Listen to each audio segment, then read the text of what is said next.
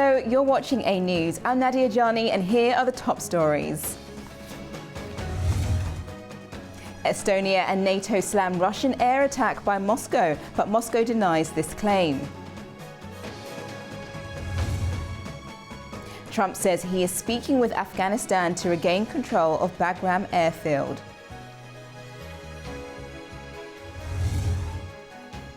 And UN Security Council fails to adopt resolution on continued Iran sanctions relief.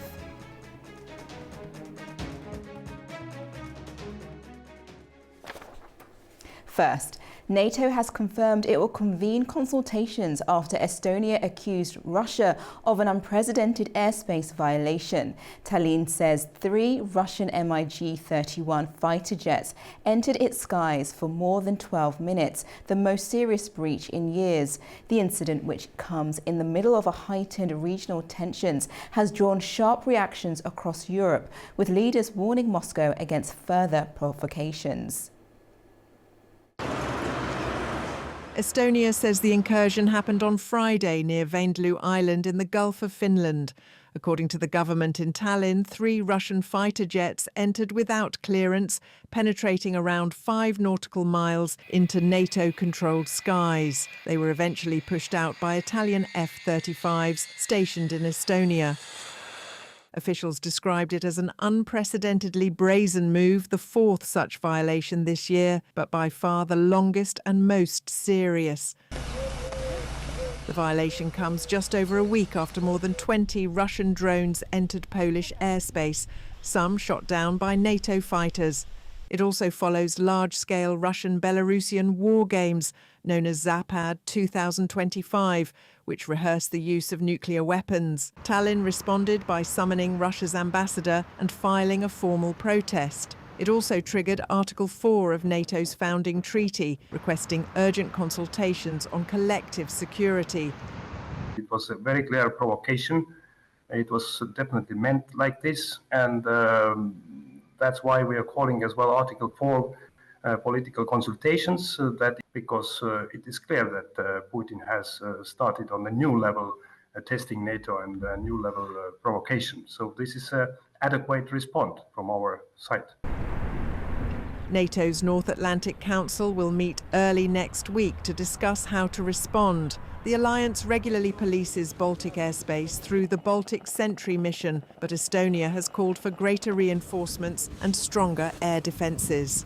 European Commission President Ursula von der Leyen urged unity, saying Europe will respond to every provocation with determination, and she pushed for new sanctions, including a ban on Russian liquefied natural gas.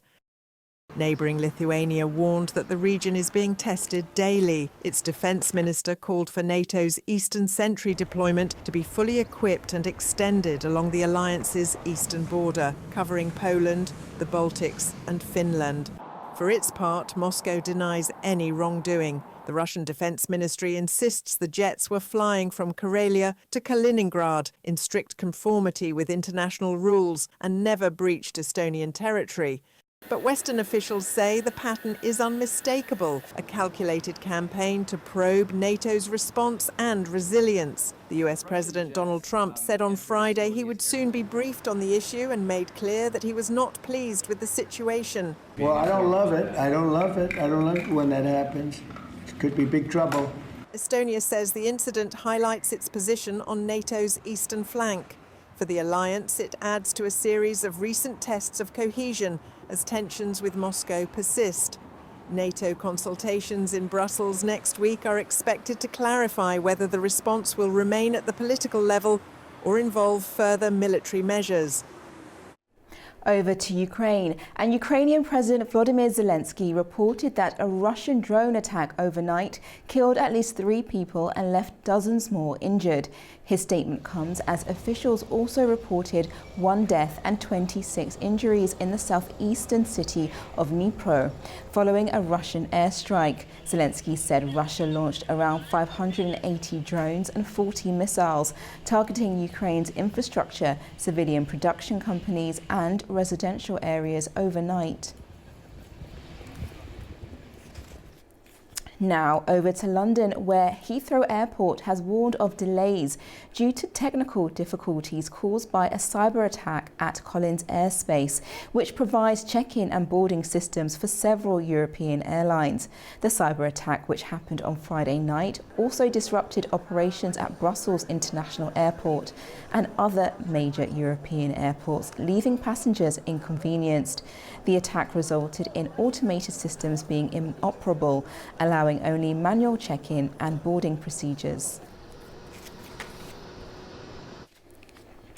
Now, US President Donald Trump on Friday said he was speaking with Afghanistan about regaining control of the Bagram air base. It should have never been given up, Trump told reporters at the Oval Office. We'll see what happens with Bagram. We're talking to Afghanistan. It should have never been given up. It was the most embarrassing day in the history of our country. There was no reason to give it up. I was leaving Afghanistan. I was leaving. I was the one that got it down to 5,000 soldiers. But we were going to keep Bagram, the air base. I said it yesterday. After hearing Trump's desire to regain Bagram, Kabul stressed it will not accept a foreign military presence on its soil. Our Afghanistan correspondent has more on the story.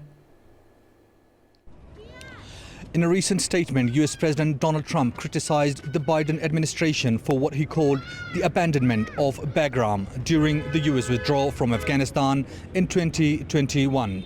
He underscored the base's importance, not only for its size, but also for its location, just an hour's flight from parts of China. Those comments quickly drew a response from Kabul. Zakir Jalali, senior Afghan foreign ministry official, writing on X, acknowledged Trump's reputation as a businessman and dealmaker, but stressed that Afghanistan does not accept a foreign military presence on its soil.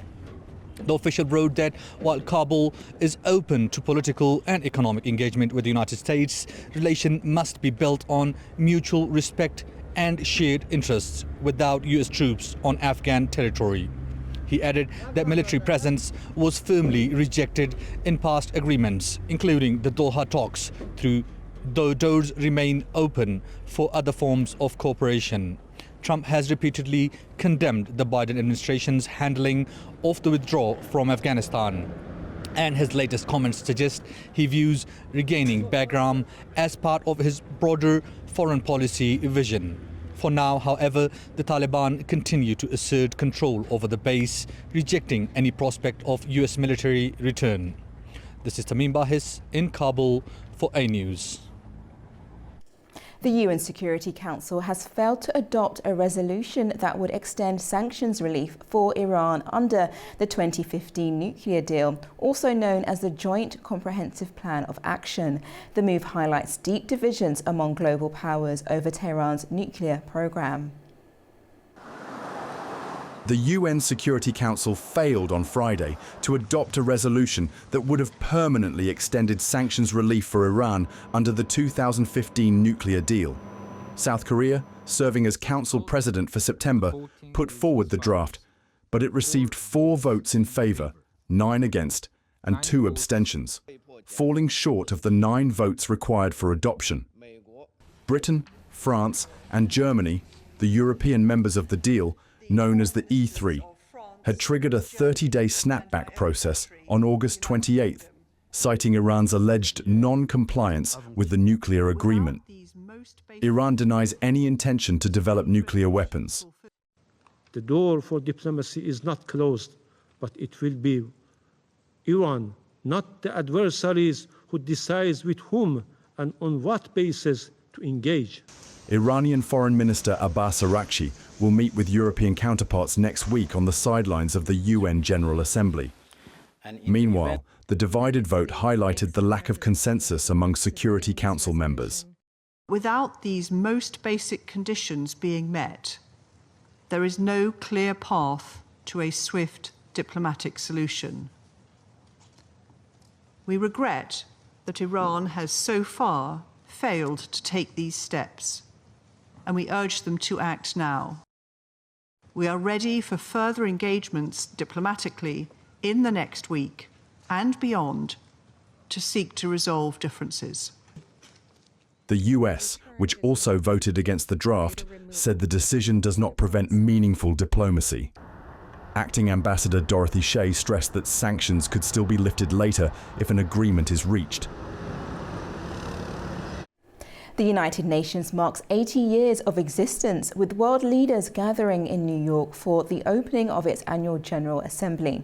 Nearly 150 heads of state and government personnel are expected to take the stage next week. But global organisation faces some of the gravest global challenges since its creation in 1945. Every September, the United Nations General Assembly provides a unique platform, one hall where every country, large or small, has a voice.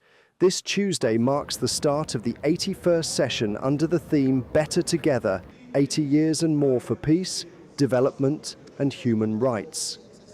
The UN was founded in the aftermath of the Second World War with just 51 members. Today it counts 193 states, plus observer delegations such as the Holy See, Palestine and the European Union. Its purpose remains rooted in preventing conflict, promoting human rights and fostering international cooperation. By tradition, Brazil is always the first to address the Assembly, followed by the United States as host nation. After that, the order is set by rank and registration. This year, speeches are expected to be dominated by war and humanitarian emergencies. In Gaza, famine warnings have already been issued as the conflict between Israel and Hamas nears its second year.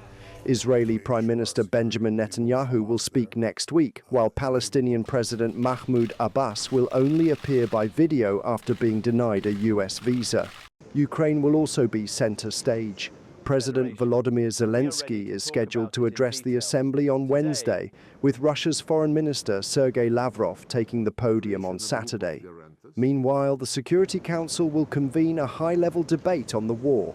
Other key speakers include Iran's President Masoud Pezeshkian, who arrives amid urgent talks over Tehran's nuclear program, and Syria's interim President Ahmed al-Sharaa, given a rare UN travel exemption despite his group remaining under sanctions. His appearance will mark Syria's first post-Assad debut after more than a decade of civil war. Alongside conflict diplomacy, the agenda stretches across the world's other challenges. Climate change will again be a rallying call, especially from small island states most threatened by rising seas. But critics say its structures still reflect the world of 1945, not the multipolar reality of today. Proposals under the UN 80 Reform Initiative aim to make the organization more efficient, cut duplication across thousands of mandates, and place staff closer to the communities they serve. At the same time, there is growing debate over who will replace Secretary General Antonio Guterres when his mandate ends in 2026. The choice will again fall to the Security Council's 5 veto powers, raising familiar questions about legitimacy and balance. Now let's turn to the situation in Gaza and the most recent vote by the UN General Assembly to allow Palestinian leader Mahmoud Abbas to deliver a pre-recorded video during the high-level meeting next week. The UN has called the US visa ban a violation of the 1947 Headquarters Agreement, which requires the host country to allow foreign delegates and heads of state to access the UN headquarters. The visa denial came as France and other countries were planning to recognize a Palestinian state during the UN General Assembly session. Joining me now to discuss this in more detail is writer and journalist accredited to the United Nations, Abdelhamid Sayam. Welcome. Thank you. My first question is, this isn't the first time the US has denied entry to a Palestinian leader for a UN meeting. It was also done in 1988. Why has this been repeated, do you think? Thank you for inviting me to talk on your TV. Yes, it's the second time the Palestinian leaders are denied to address the General Assembly, but last time in 1988, Yasser Arafat was denied to speak at the item question of Palestine, not the whole general debate. This time is denied to address the Assembly of Nations and the opening of the 80th session. This is unprecedented. I think the Trump administration is lining his policy vis-a-vis the Middle East with that of Israel. Israel trying to sabotage any attempt to see the Palestinians live in their own independent, viable, contiguous state. There is an overwhelming majority who would like to see a Palestinian state. Israel is not one of them, and the United States as well. So by denying a Palestinian senior voice to address the Assembly of Nations is like to cutting down that voice which is trying to reach out to the world to come together in implementing this resolution, which was adopted last year by the General Assembly on September 18 to end occupation and allow the Palestinians to have a state of their own. And it was also voted in last month, in July also. There was 142 nations. And again, it was voted last month when they said that we should adopt the New York Declaration talking about a roadmap to see the Palestinian state in reality. I see. And what do you now think Abbas will say in his address to the UN next week? Who? What do you think, Mahmoud? The name. Yes. What do you think the Palestinian? Mahmoud Abbas. Mahmoud Abbas in his speech, normally he talks about the suffering of the Palestinian people for the last 80 years. He will remind the people of the Nakba of 1948 and what happened when the Palestinian majority were expelled of their homes, and the Nakba did not end there, but it continued because the Palestinians still did not see their people in independent state. He reminds the people that 1947 partition plan calls about creating two states, Israel and Palestine. One was implemented like in less than 2 years, and one is still waiting.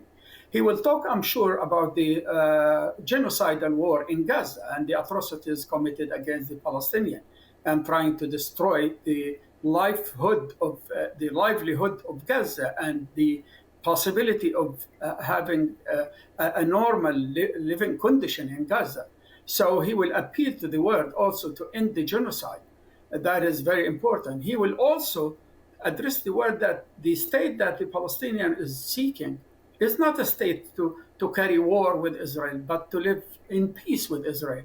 And he, as he said in the past, we will have a state without arms. We don't need an army. He said it repeatedly. We just need a state that we can build our future, and our children will go to school, and we can build our institution, and we can have normal life. People can travel and come back to their state. And he will emphasize that this state includes the West Bank, East Jerusalem as its capital, and Gaza. And he would say there will be no Palestinian state without Gaza, and Gaza is always will remain part of the Palestinian territory.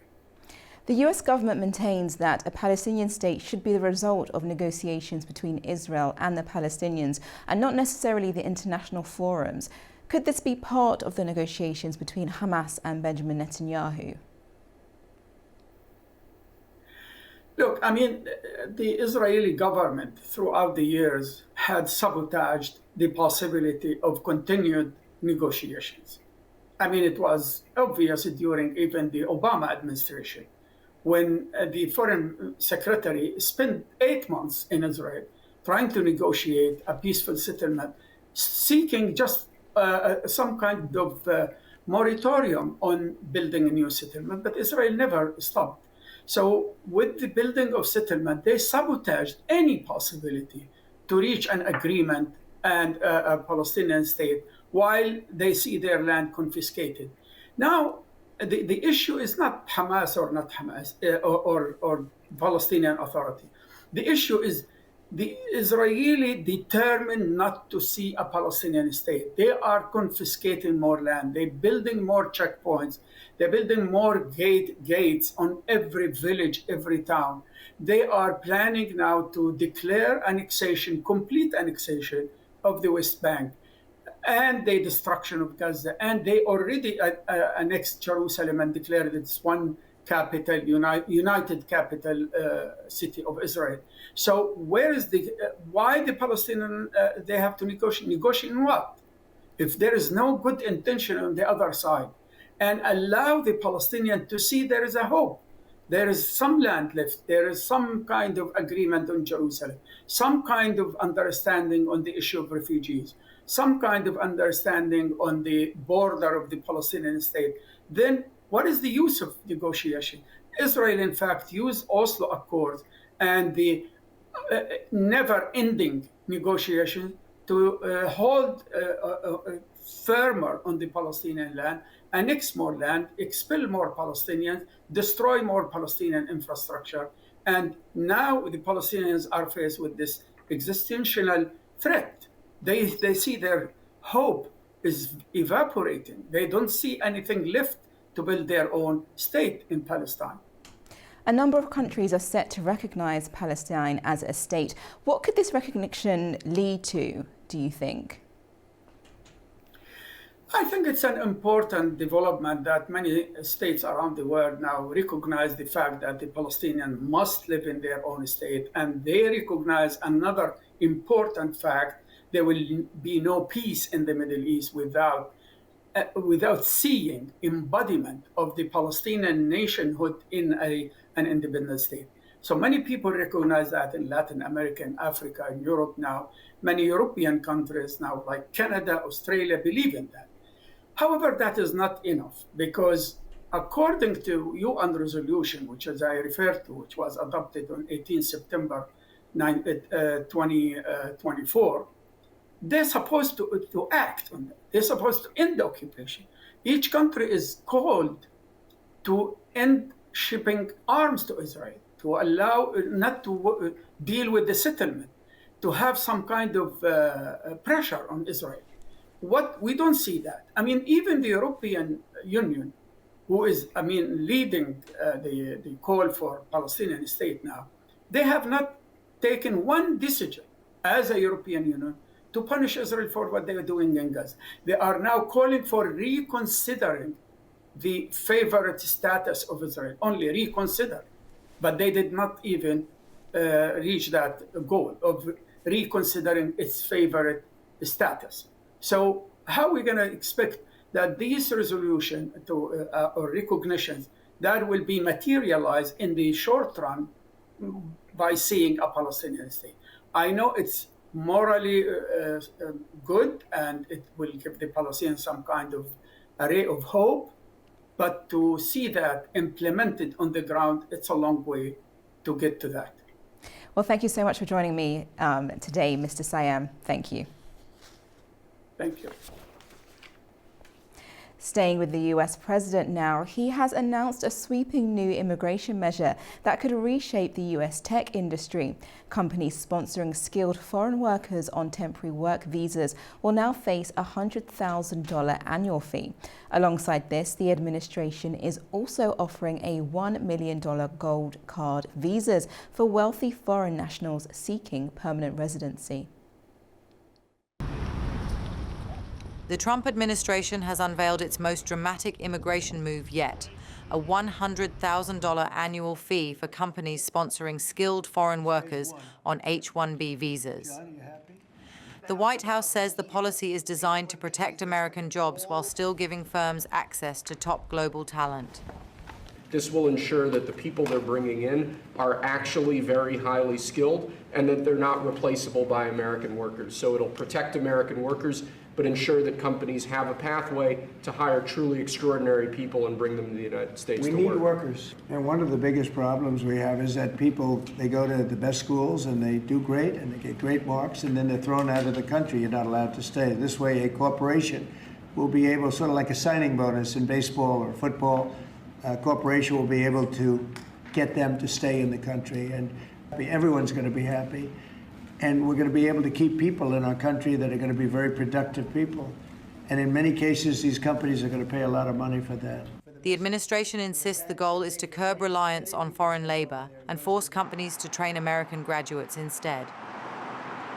If you're going to train somebody, you're going to train one of the recent graduates from one of the great universities across our land, train Americans, stop bringing in people to take our jobs.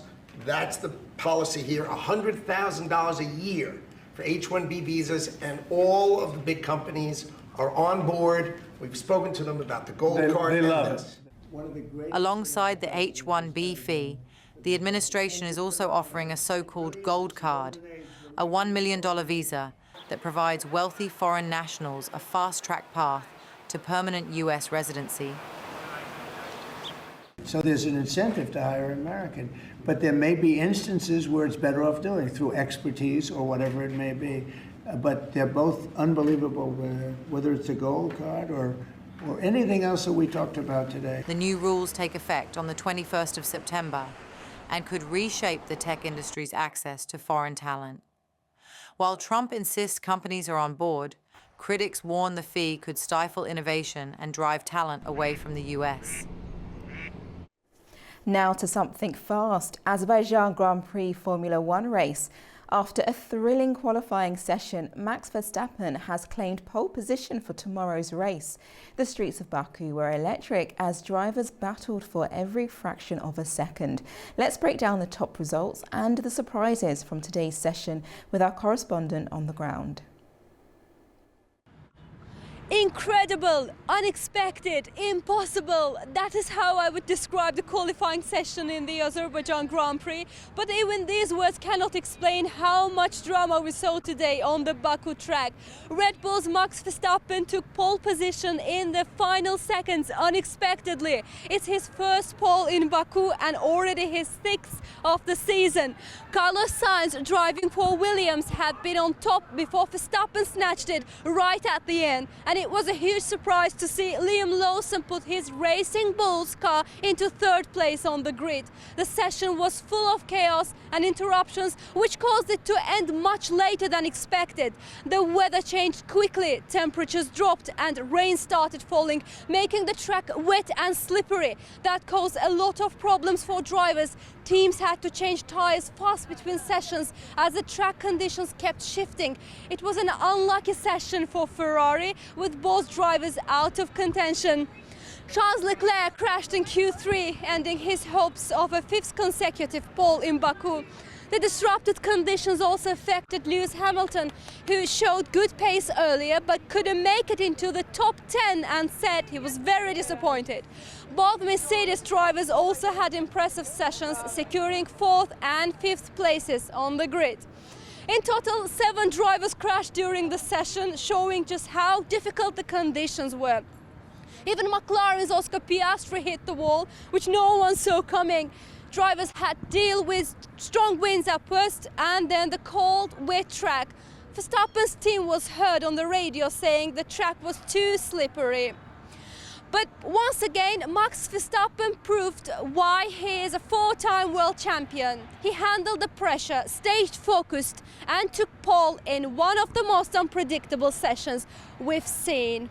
One thing is for sure, Baku never fails to deliver drama, and tomorrow promises even more thrilling action with the qualifying results in. That's all from us today. Tomorrow is race day at the Azerbaijan Grand Prix. It's Narchik Jahangirli and Natik Mehmedli reporting from the Baku track, and we will be back with even more excitement.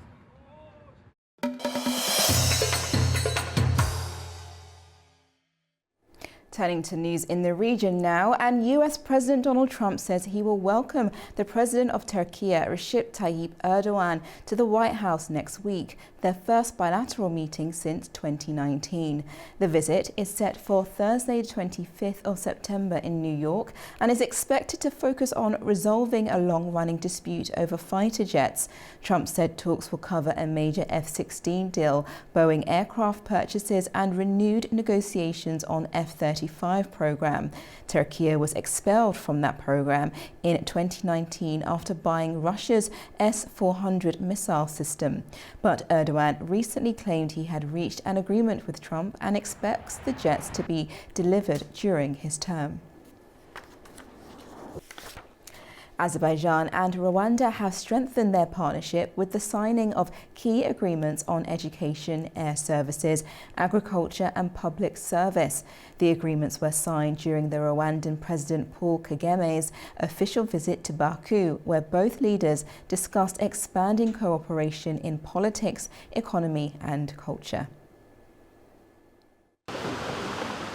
Rwanda's President Paul Kagame paid an official visit to Azerbaijan, receiving a full state welcome in Baku, including an honour guard and the national anthems of both countries. President Ilham Aliyev hosted Kagame, holding one-on-one and expanded meetings to discuss broad cooperation in politics, economy, education, energy and culture.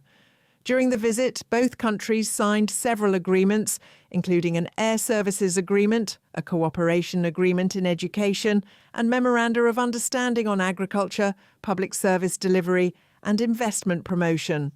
These agreements were exchanged by respective ministers and officials in a ceremony attended by both presidents.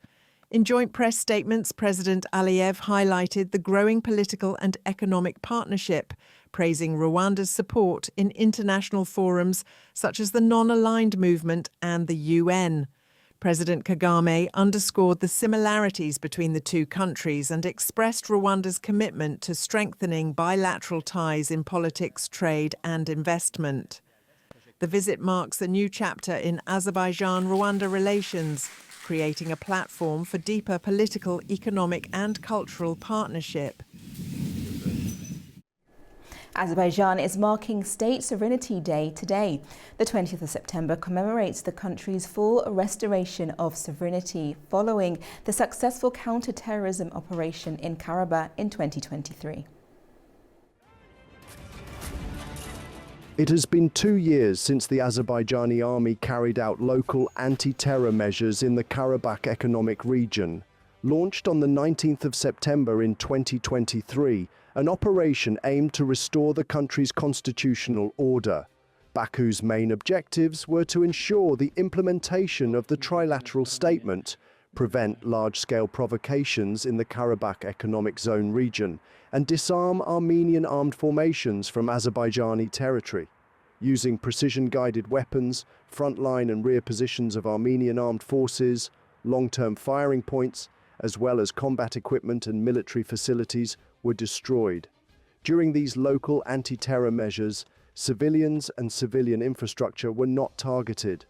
Armenian military personnel, running low on ammunition, abandoned their combat positions in disarray and panic.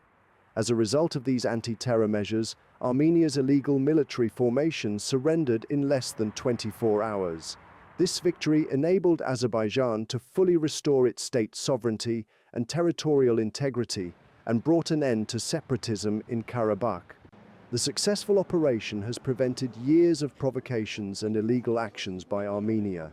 During the local anti-terror measures, 192 Azerbaijani soldiers were killed. According to the decree signed by President Ilham Aliyev, the 20th of September is annually celebrated as State Sovereignty Day in Azerbaijan. Armenia's ruling Civil Contract Party announced plans to initiate the adoption of a new constitution following the parliamentary elections scheduled for June 2026. The party said it would seek a constitutional majority and, if successful, put the draft to a nationwide referendum. Speaking at the party's 7th Congress, Prime Minister Nikol Pashinyan highlighted that Armenia had entered a new stage of its history after signing a peace declaration with Azerbaijan. He stressed that the first time since independence there had been no military casualties on the Armenian-Azerbaijani line for 1 year and 7 months. Armenian Foreign Minister Ararat Mirzayan said details of the Trump Route for International Peace and Prosperity project will be clarified in upcoming talks with US officials. He noted that agreements with Azerbaijan outlined in the Washington Declaration ensure the unblocking of regional transport links. These will be based on sovereignty, territorial integrity and mutual benefit. Mirzayan added that Yerevan is ready to hold consultations with Baku to set the time and place for signing a peace treaty.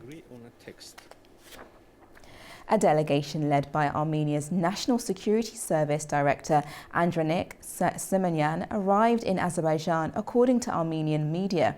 Simonyan is expected to participate in the 3rd International Security Forum taking place in Baku.